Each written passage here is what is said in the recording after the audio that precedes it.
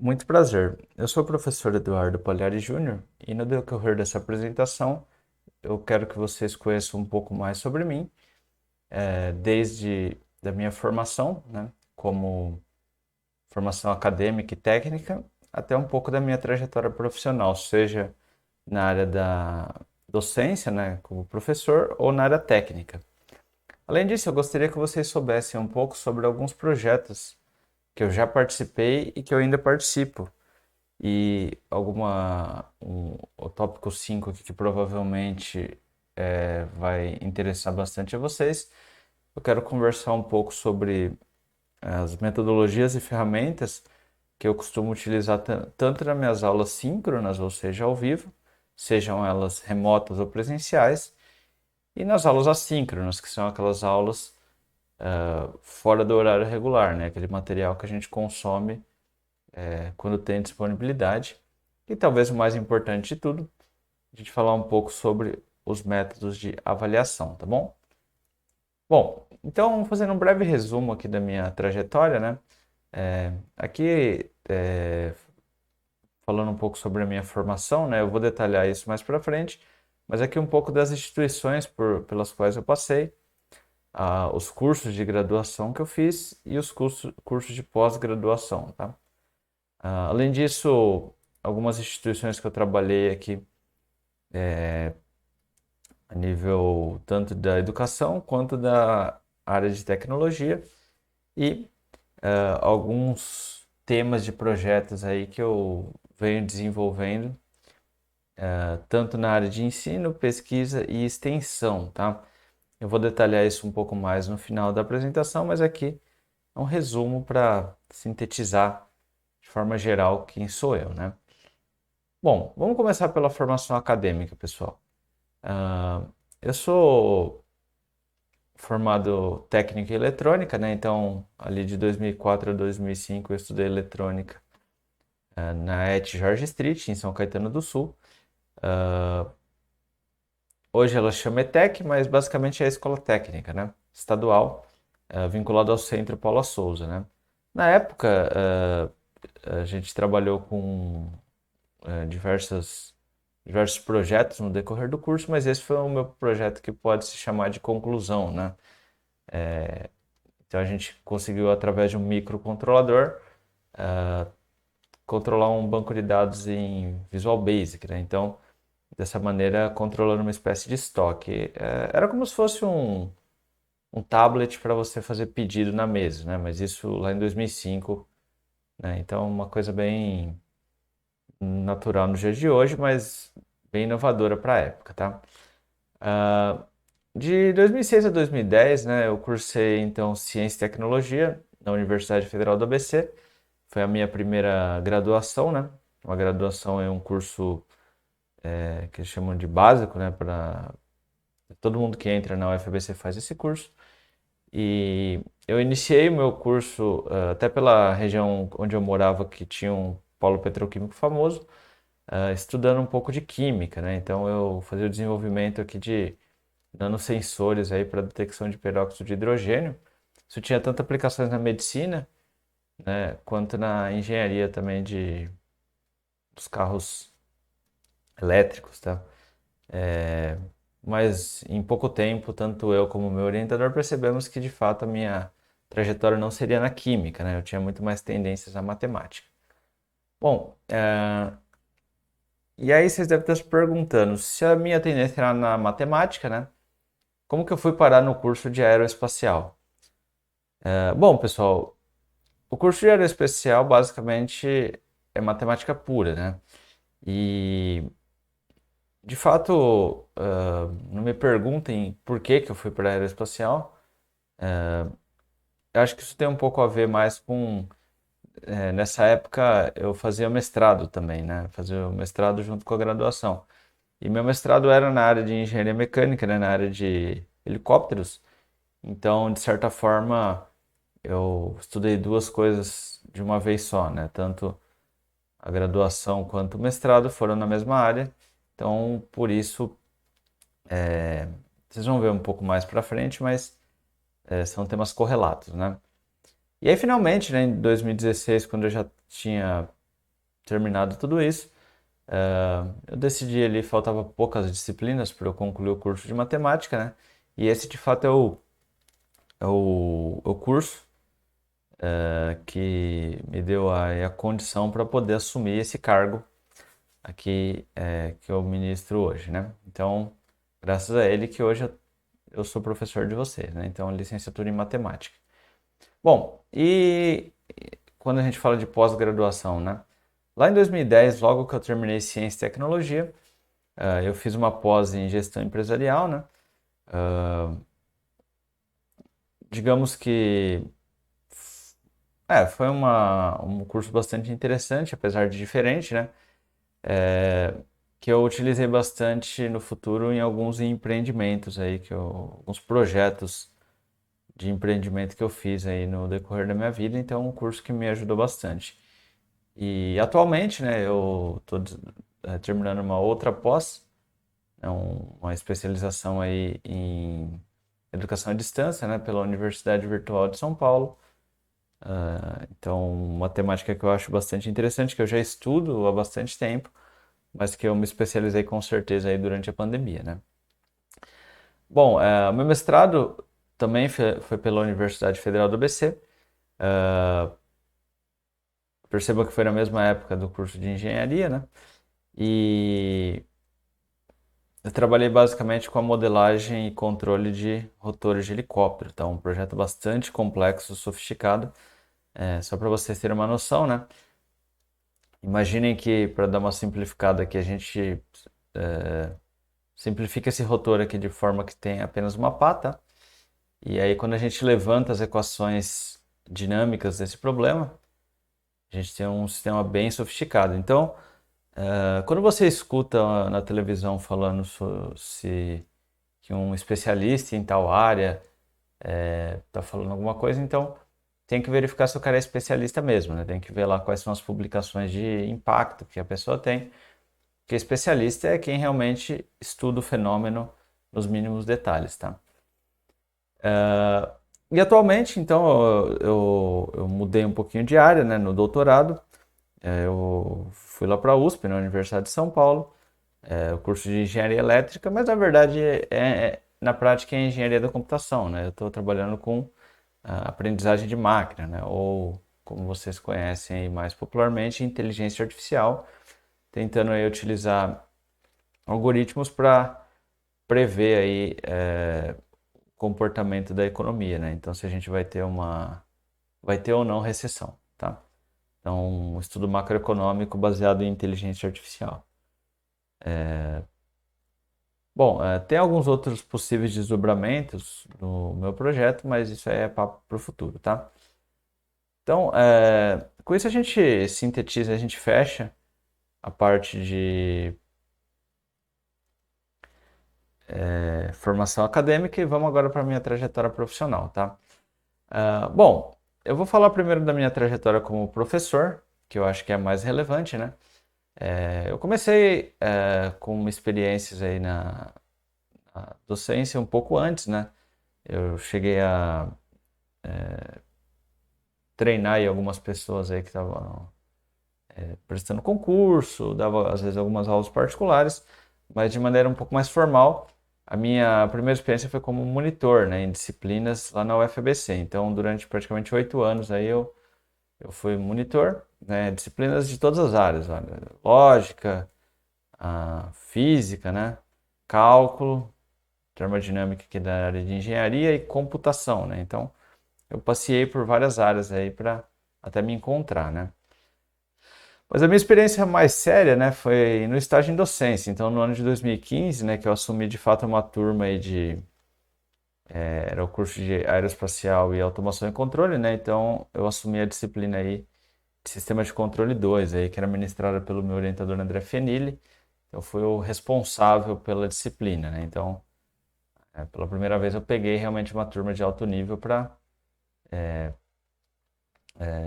conduzir desde o zero, né? No ano seguinte, então, eu consegui aí meu primeiro contrato como professor, de fato, né?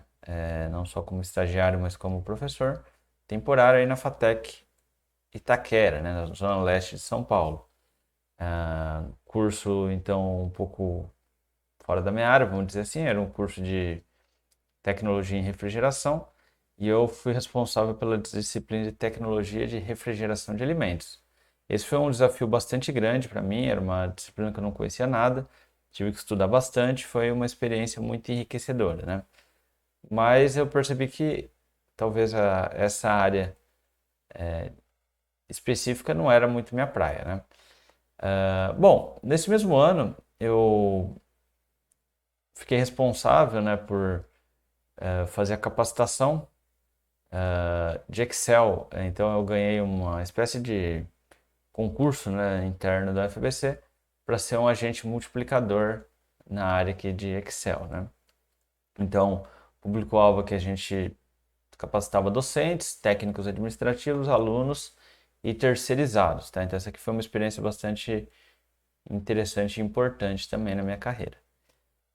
E finalmente em 2019, quando eu já estava me preparando aí para os institutos federais, né, eu consegui aí uma excelente oportunidade no Instituto Federal de São Paulo, né, também como professor temporário, agora já na área de matemática, né, que era a área que de fato eu eu estava me projetando para seguir a carreira, né? Então, foi uma experiência bastante completa. Eu ministrei de 7 disciplinas, né? Tanto no ensino médio, eu consegui ter a boa sorte de pegar os 3 séries do ensino médio e aí 4 disciplinas de nível superior, né? Então, a parte de história, que eu gosto bastante, né? Geometria analítica e matemática financeira, que é um dos meus, vamos dizer assim, das minhas áreas preferenciais, né? Então começou a pandemia, né? Eu acabei não renovando com o Instituto Federal de São Paulo. E aí em 2020 então veio um convite para eu assumir na Universidade Drummond de Andrade, em cursos ligados à área de computação, né? Então eu era responsável pelas projeto de programação, que é o projeto integrador de inteligência artificial e estrutura de dados. Então essa aqui foi uma nova experiência que foi muito enriquecedora, né? Eu consegui transitar da engenharia para matemática e para computação. Então aqui realmente foi uma experiência bastante enriquecedora para mim, tá? Que eu acho que todas as experiências anteriores ajudaram eu ter um desempenho bem significativo nessa área, né? E posteriormente, então, no ano de 2021, eu fui aprovado aí no concurso da Universidade de São Caetano do Sul para dar aula no colégio técnico, né? Eu fiquei responsável pelas disciplinas de segundo ano e o projeto integrador, mas acabei participando de algumas outras atividades, como revisão e orientação de iniciação científica e algum desenvolvimento das trilhas do novo ensino médio, né? Então, eu estava responsável pela trilha de computação e de matemática financeira, tá? Bom, e atualmente aí eu tenho ainda uma responsabilidade aí como tutor, né? Na Universidade Virtual de São Paulo, como um complemento à minha pós-graduação, eu faço como se fosse um estágio aí, uma tutoria, né?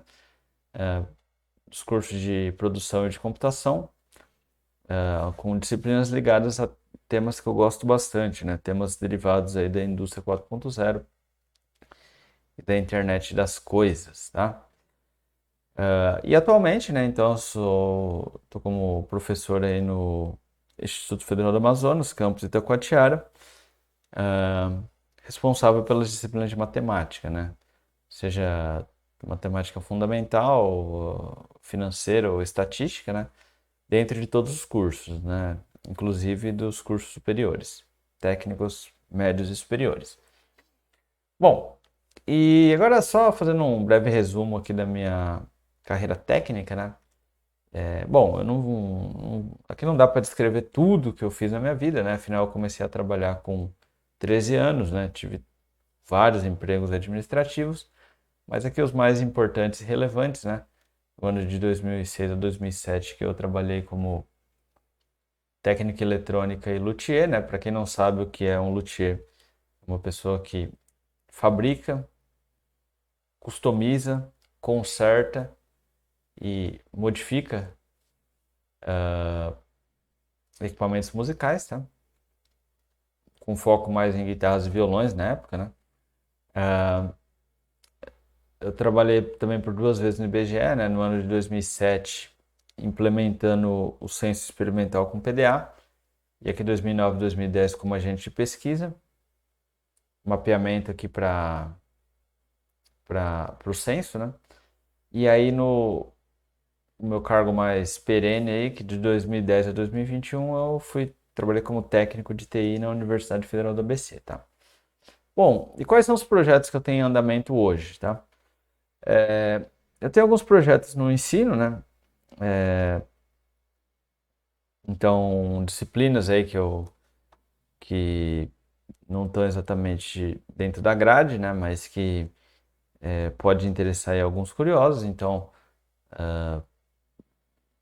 isso pode ser feito via extensão, mas às vezes eu faço alguns cursos online sobre esses assuntos, né? Seja na área de matemática, né? Especialmente modelagem, matemática financeira e estatística.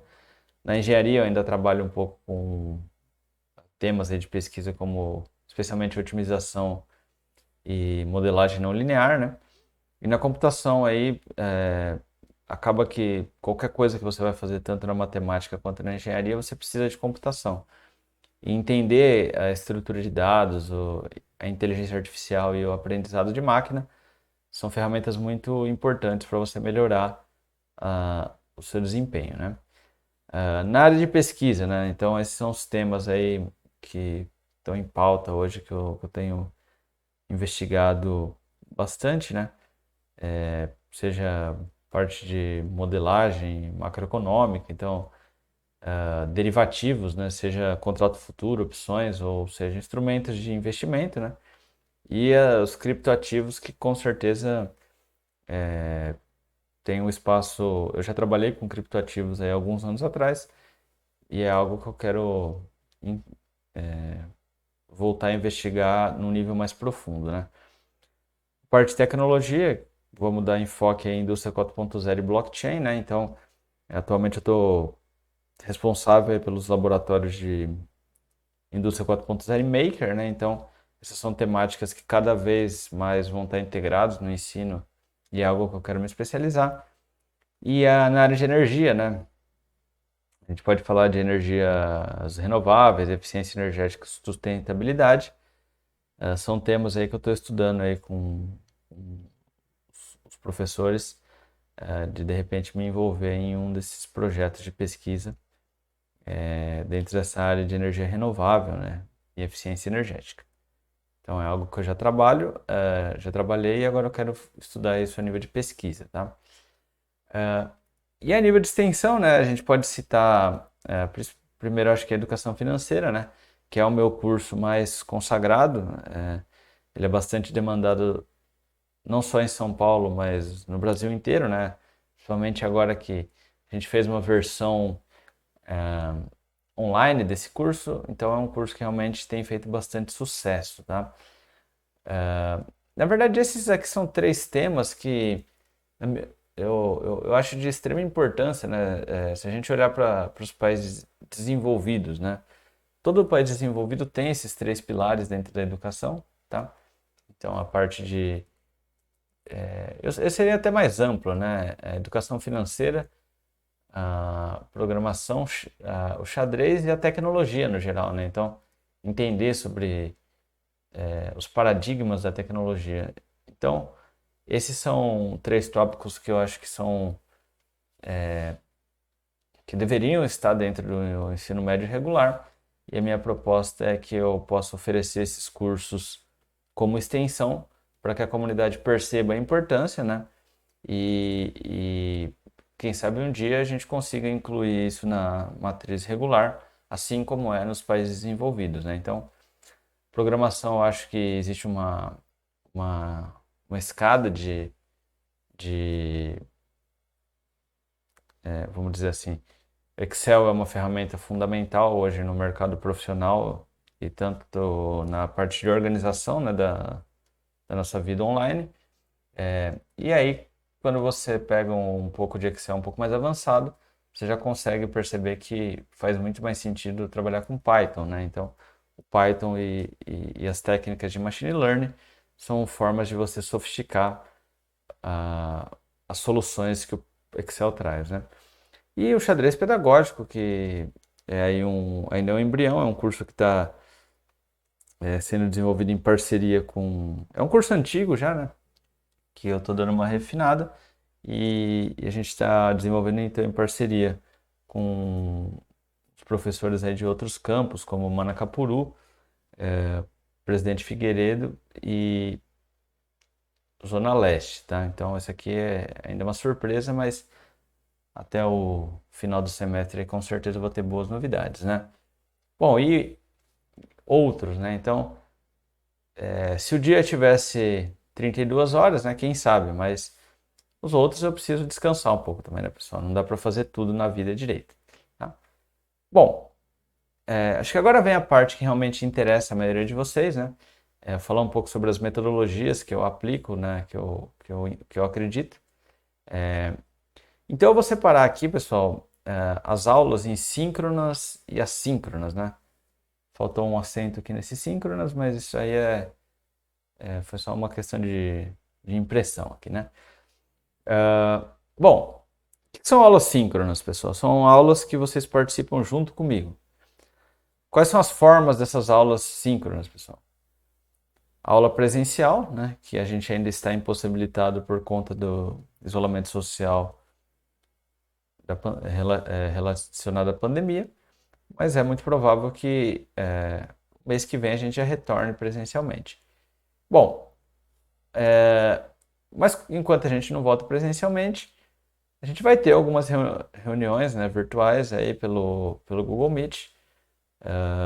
Depois eu vou mostrar um pouco para vocês como que funciona isso, mas basicamente eu já fiz o convite, né, para vocês via Google Agenda. Aliás, deixa eu aproveitar e mostrar isso agora, então. Espera aí.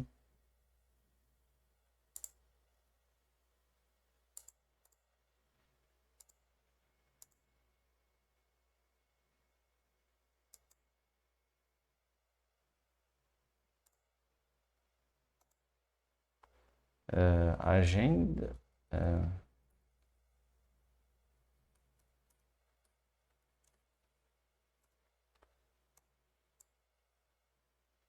Bom, então a gente tem aqui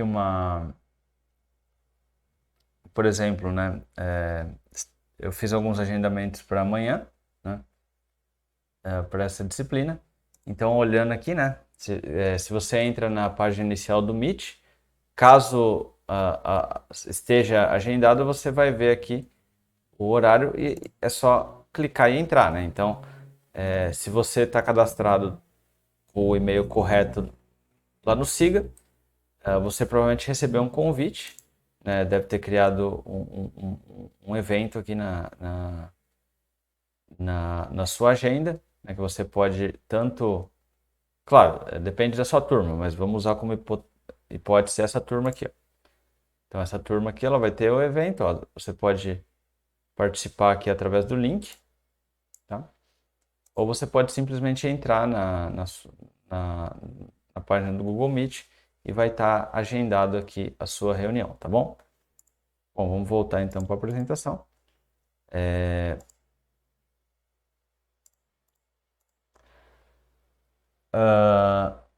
E eventualmente a gente pode vir a usar o YouTube, né?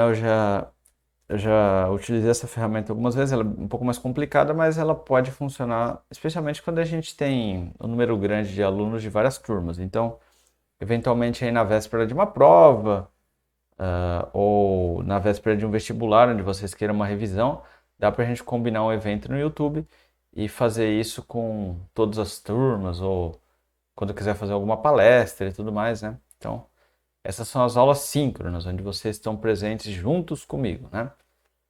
Bom, além disso, a gente tem também as aulas assíncronas, pessoal. As aulas assíncronas, elas são as aulas em que vocês não necessariamente estão juntos comigo, né?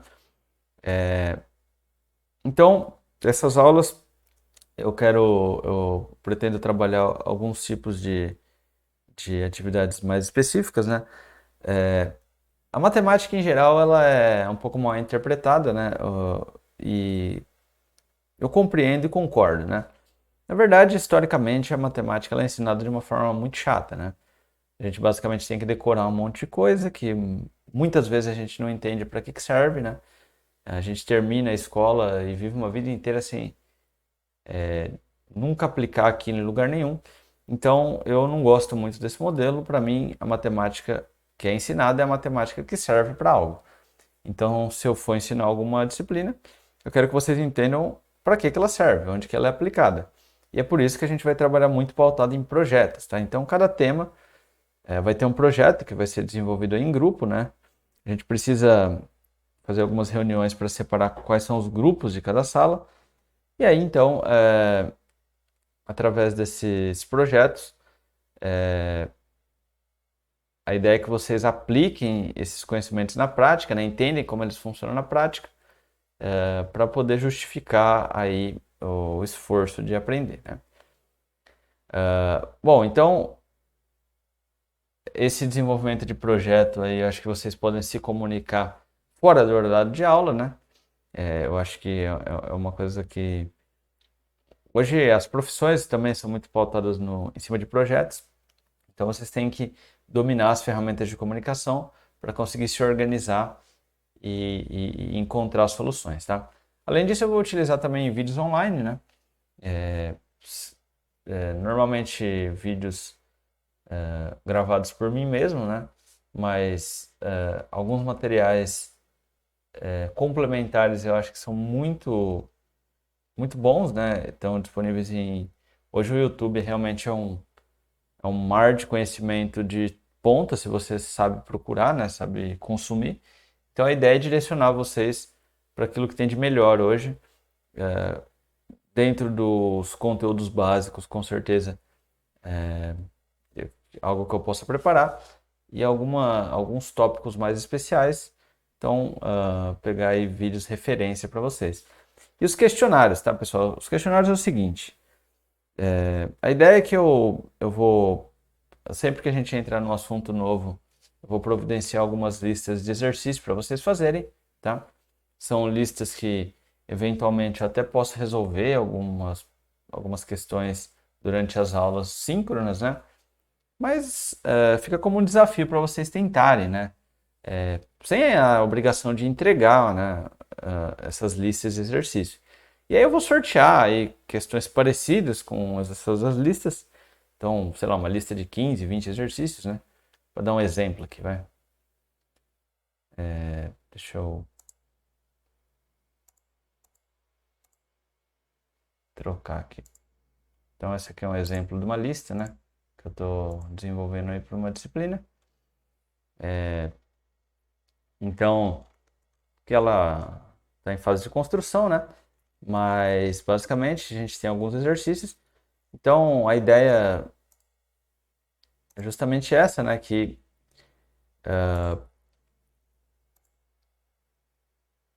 voltou, pronto. Eu vou apresentar essas listas com alguma periodicidade, sempre que a gente entrar no assunto novo, e vão ter alguns questionários, né? Que eu vou colocar aí como avaliação, né?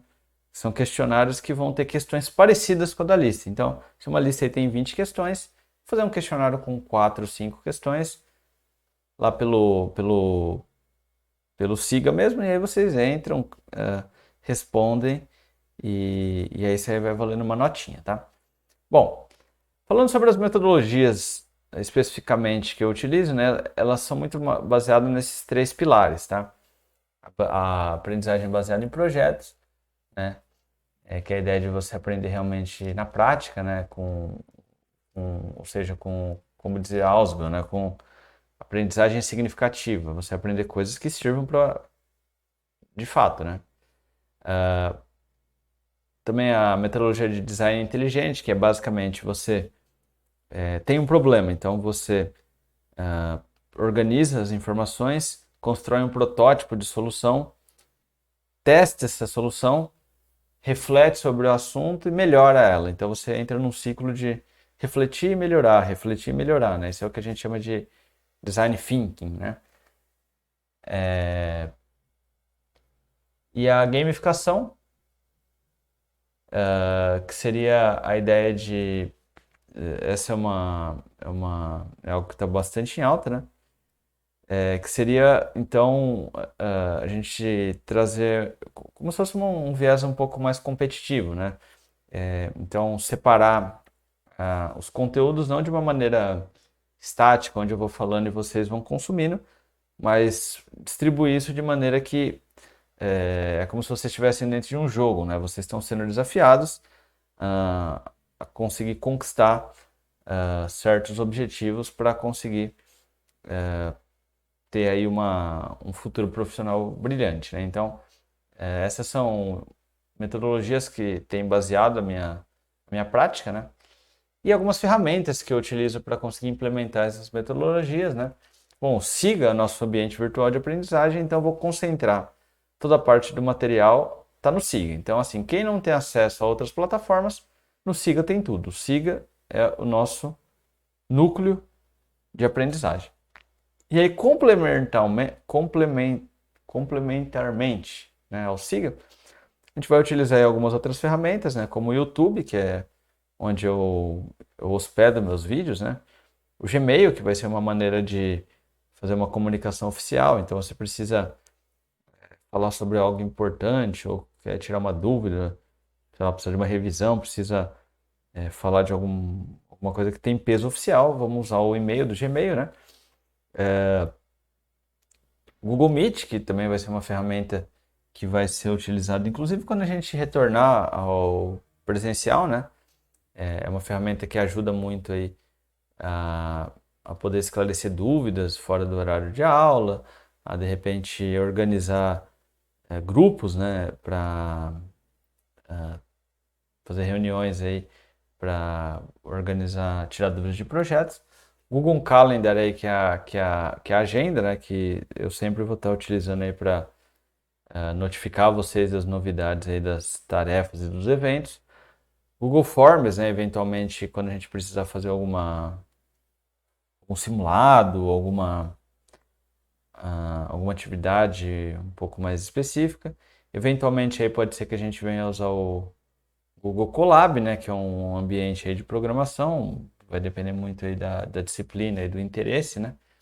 Google Classroom também é uma possibilidade, né, é uma ferramenta que eu usei bastante em outras instituições e gostei. Claro que o nosso foco é no Siga, mas quem sabe a gente possa tirar bons proveitos aí do Google Classroom até para projetos de pesquisa, né. O Khan Academy e o GeoGebra, né, que eu vou mostrar para vocês daqui a pouco. Eu acho que muitos de vocês conhecem, mas é sempre bom reforçar, né. Bom, e agora a avaliação, né? A avaliação, eu tenho certeza que é algo que preocupa a maioria, mas gostaria de tranquilizar vocês, né. Então, eu vou separar aqui a minha avaliação em 4 pedaços, né, para vocês vão entender um pouco do porquê disso. Bom, o primeiro critério de avaliação que eu uso são as atividades, né, que eu chamei ali atrás de questionários. Então, periodicamente eu vou postando alguns questionários que têm questões parecidas com as listas, né, só que são de múltipla escolha, a princípio. Então, se você respondeu ali a atividade, né, online, de repente, sei lá, a lista tem 20 exercícios e você está com preguiça de fazer os 20, mas você entendeu bem a matéria, você pega, abre o questionário e aí você faz aquelas 5 questões na hora. Então, sentiu um pouco de dificuldade, volta para a lista, faz a lista inteira e depois vai para a atividade. Então, a atividade ela vai ter um peso relevante, né, para garantir que vocês vão estar sempre trabalhando, né, e tendo dúvidas, né? Só aprende quem tem dúvidas, tá? Os projetos, pessoal. Os projetos foi o que eu comentei, né? Cada tópico, cada temática que a gente entrar, eu vou propor um projeto aí para cada grupo, né? De maneira que vocês possam trabalhar na prática com esse conhecimento. E aí, ao final de cada projeto, os grupos apresentam, né? E aí a gente vai ter tanto uma nota de projeto dada por mim, quanto uma nota de projeto aí acordada entre quem apresentou e quem assistiu, né? Por que isso, pessoal? Porque muitas vezes o grupo, sei lá, o grupo talvez não teve uma apresentação tão boa, mas o professor viu que ele se esforçou, eles tiveram algum tipo de problema, tal. Então isso tem que ser ponderado. Ou talvez um grupo que uma pessoa fez muita coisa e outra não fez quase nada. Então a ideia é que tenha tanto uma nota externa de um avaliador externo que sou eu e uma nota interna aí de quem realmente sentiu as dificuldades e consegue expressar sobre um outro ponto de vista, tá? Então acho que o ponto de vista do aluno é muito importante para melhorar a nossa prática, tá? As provas, né, que vocês já estão acostumados, são provas aí relacionadas aos assuntos abordados nos projetos, que é justamente o conteúdo programático da disciplina. Uma coisa importante, pessoal, é que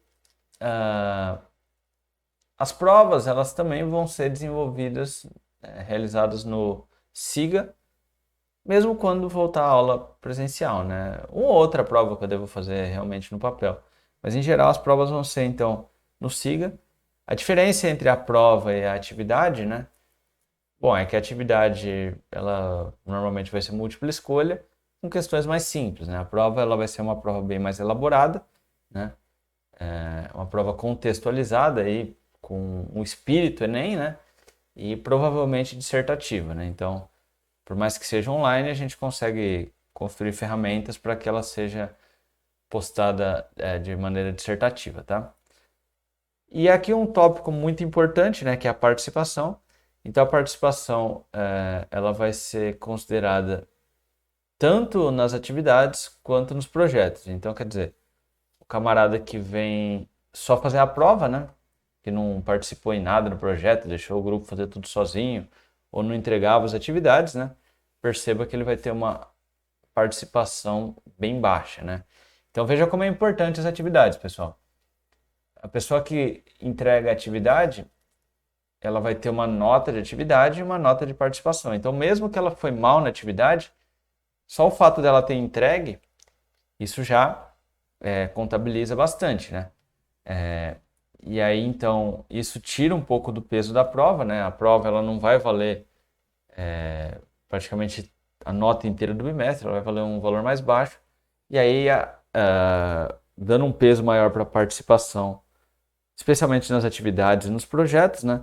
Você garante que o aluno vai estar sempre integrado com a disciplina e sempre fazendo as coisas. E aí, quando ele chegar na hora da prova, ele não vai ter surpresas, né? Então, um peso aí bastante igualitário para esses 4 tópicos que eu acho que tem uma importância parecida, tá? Bom, aqui são as referências bibliográficas que eu usei, tá, pessoal? Eu vou aproveitar aqui para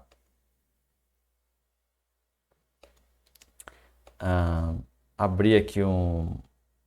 Deixa eu ver se ele abriu certinho. Não abriu, né? Espera aí só um minuto. Opa. Vamos voltar lá. Bom, para finalizar, eu queria só mostrar aqui, né? Esse aqui é meu site, pessoal. Nesse site eu concentro um pouco sobre registros da minha vida profissional, né? Por enquanto, ainda eu não postei nada específico aí do IFAM, né? Mas em breve vai ter uma abinha aqui do lado para o IFAM. Se vocês navegarem pelo celular é um pouco diferente a interface, tá? Mas enfim,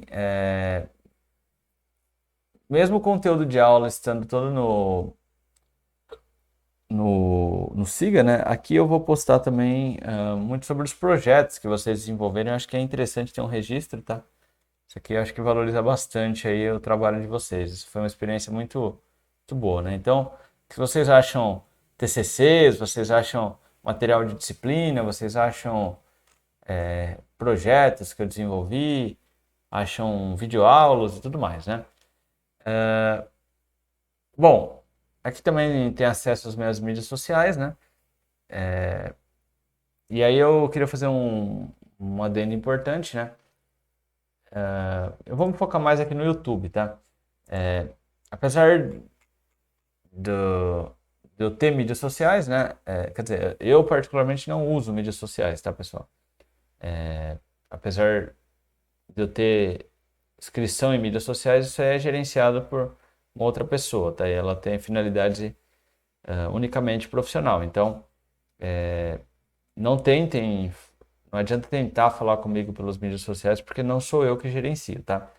Agora no YouTube, o YouTube sim é uma ferramenta que eu acho bem importante.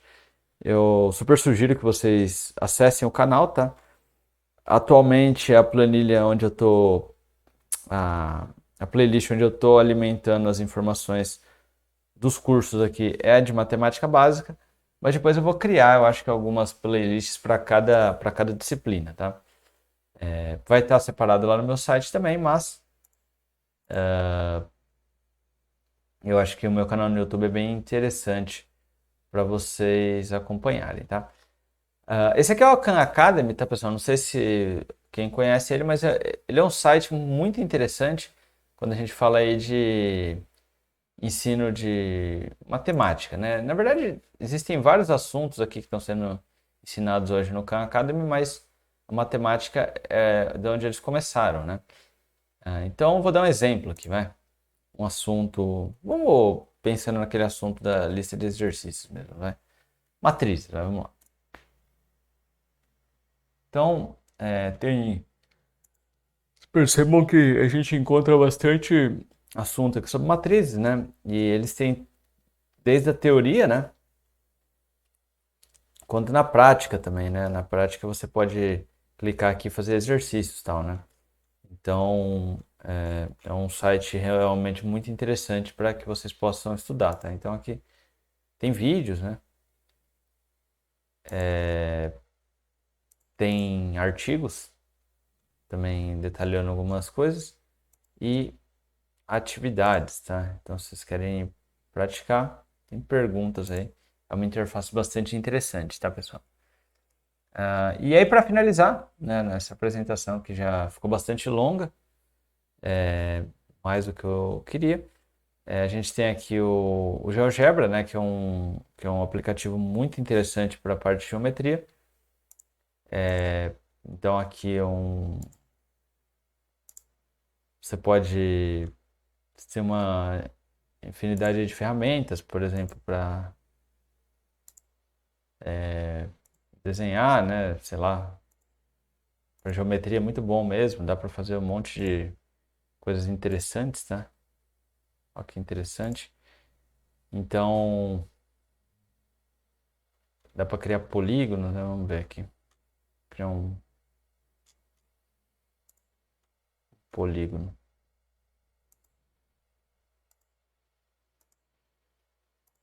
Fazer um polígono normal, né?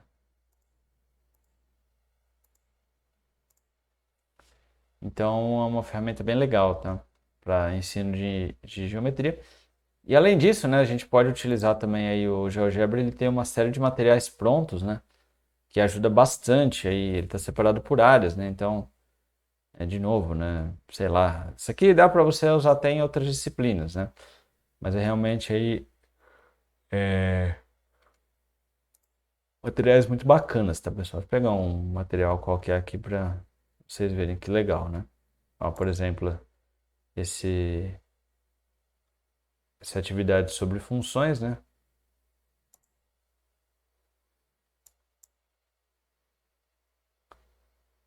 Vou ver aqui.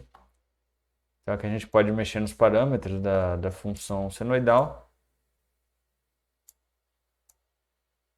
e aí a gente vê o efeito que cada uma delas tem no gráfico da função, né? Então, GeoGebra aí também é uma ferramenta que a gente vai usar bastante. Bom, e agora para finalizar, então, deixa eu voltar para o PDF. Eu gostaria de agradecer a atenção de todos, aí pedir desculpa pela essa apresentação um pouco longa, né? Sei que vocês não gostam muito de vídeos longos, a tendência é que os vídeos de conteúdo sejam mais curtos, mas de fato essa apresentação era muito importante para vocês entenderem quem eu sou, de onde eu vim, né, e quais meus objetivos aqui na instituição. Então aqui tem um pouco dos meus contatos, né? E é isso aí, pessoal. Muito obrigado.